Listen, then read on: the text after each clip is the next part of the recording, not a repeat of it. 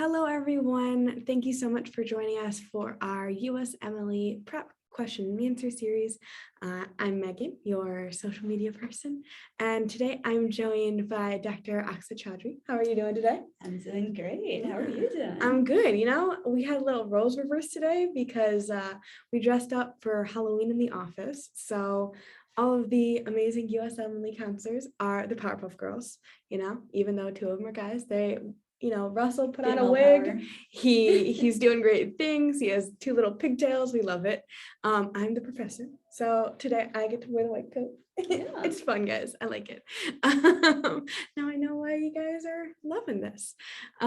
So without further ado, we'll get into this week's question that we posed last Thursday on social media. Oh, sorry, we got a little glitch here. Okay, should be good to go. And there it is. Thank you for introducing me, Megan. My name is Dr. Aksa Chaudhry, one of the USMLE counselors here at St. James. If you've been watching our videos on a bi-monthly basis, then you've met some of my wonderful co-counselors, Dr. Russell Heckburn and Dr. Dewan Kinchlow. Our email addresses are here if you guys ever want to reach out to us, if you have questions, want some advice, or you can reach out to our general email address, usmle@mail.susm.org. We all have access to that, and we would be willing to answer any questions that you guys have related to medicine, St. James, studying, academic advising, what have you. All general knowledge. Yeah. Well, general knowledge, I'm not so sure about because I've been in medicine for quite a few years now, and that's where my knowledge lies. There it is. Right. So the question that we posted, a 66-year-old man comes to the clinic with several episodes of hematuria for the past few weeks. He's had some unintentional weight loss over the past 8 months. He has a 40-pack-year smoking history, and he drinks alcohol socially. Past medical history includes hypertension and hyperlipidemia. He also has a past surgical history of an appendectomy 19 years ago. Physical examination reveals an overweight man that appears to be his stated age. On lab analysis, we have microcytic anemia and increased LDL with the decreased HDL. So which of the following is the most important risk factor that contributed to the development of this patient's presentation? Is it A, hypertension, B, hyperlipidemia, C, alcohol use, D, appendectomy, or E, smoking? So as I'm going through this question, there's a few key pieces of information that is helping me to formulate a differential diagnosis. So 66-year-old man, a little bit older, so less likely to be a congenital disorder, probably has to do more with his social history or some chronic conditions. His chief complaint is hematuria. A lot of people do get very anxious and bothered by seeing blood in the urine, because that is definitely not a normal circumstance for most individuals. And it's been going on for a few weeks now, so it's not an acute process, it's been ongoing. And he's also had some unintentional weight loss. Usually with unintentional weight loss, we're concerned about cancerous processes. He does have a 40-pack-year smoking history, so possibly a lung cancer. But he also has microcytic anemia.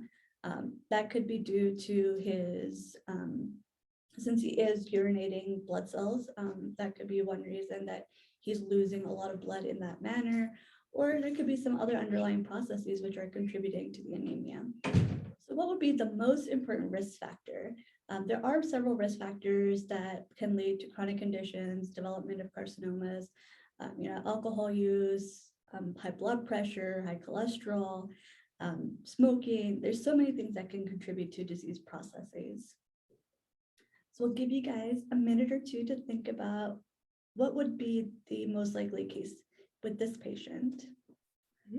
And thank you for everybody who wrote in on our various social media platforms when we posted the question last Thursday, just kind of giving their 2 cents of, oh, I think it may be this.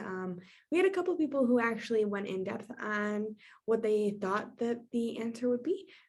Those are great answers, by the way. We love to see, even, if you're working through something within the question of, oh, I'm thinking that it's, maybe E or B or something like that. And here are the reasons why, I've kind of had this idea in my mind.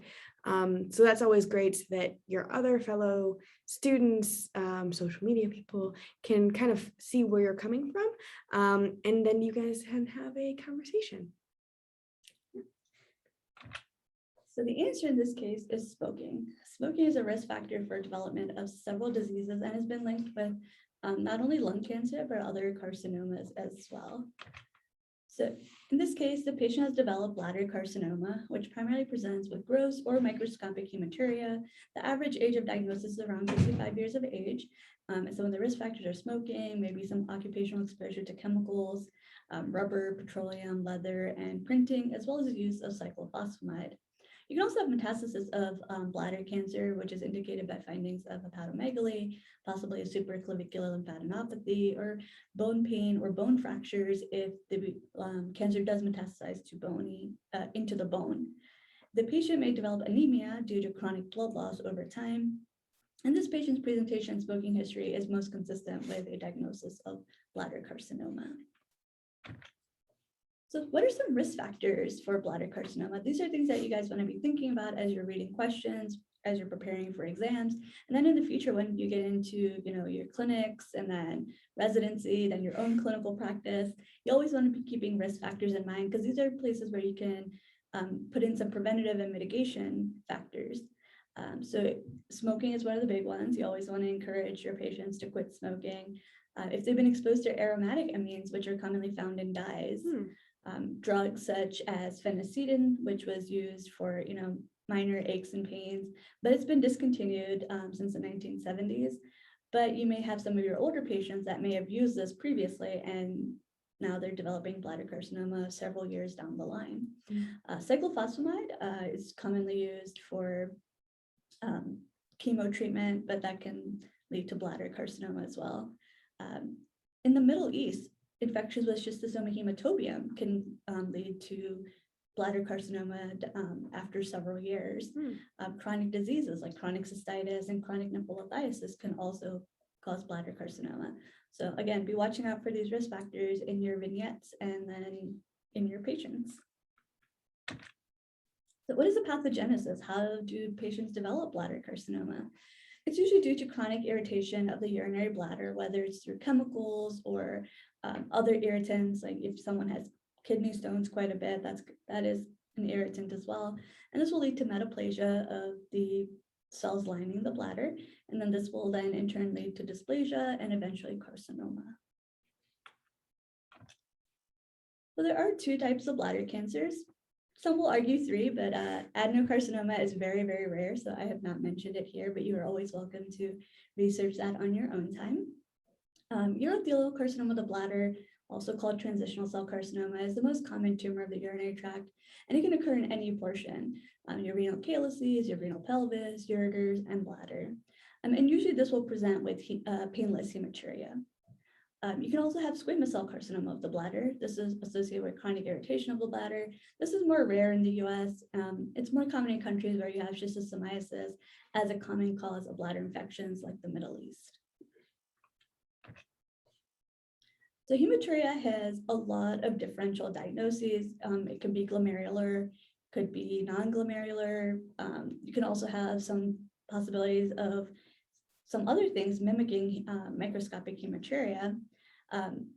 It is a lot of information, so I will leave this here for you guys to read and research on your own. I'm not going to go through each and every single one because we could spend hours and hours going through everything.